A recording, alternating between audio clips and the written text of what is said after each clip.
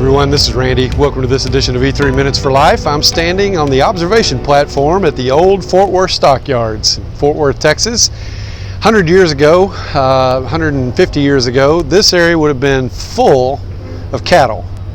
But as you can see now, it's a bunch of broken down pens, overgrown with weeds, busted gates, and no cattle in here at all. A lot of tourism goes on up on the street right there. And you know, when you look at this, I just want to ask you to think about within your organization, maybe even within your building or within your campus or whatever, are there areas like this that are no longer usable for what they used to be used for that could be repurposed for something, as opposed to just a relic, a rotting area that's no good to anybody? You know, I continue to hear that car dealerships are never going to have parking lots full of cars anymore, and I begin to wonder, are they going to sell off that frontage property that is worth so much on high traffic streets? You know, as we've gone from lots and lots of paper to everything on computers, do you have closets full of file cabinets that could be repurposed for something else?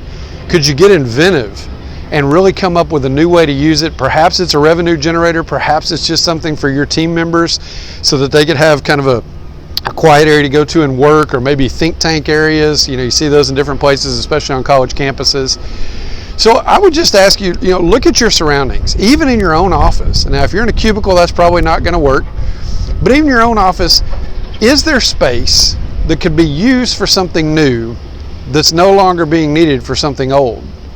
I would also say, are there materials that could be used for something new that are no longer needed for something old, that we could recycle, repurpose, put into a different place? And are there people who aren't doing what they used to do, but have a skill, have a knowledge set, have experience, have a database of people, connections, a network that could benefit what you're doing? Getting creative with what you already have, as opposed to continuing to buy new, I think is a real challenge for the creative mind. Hope this has been enjoyable to you and challenging to you. Thanks for joining me on this edition of E3 Minutes for Life. Always remember, every day matters, so matter every day. I'm Randy, and we'll see you next time. Bye-bye.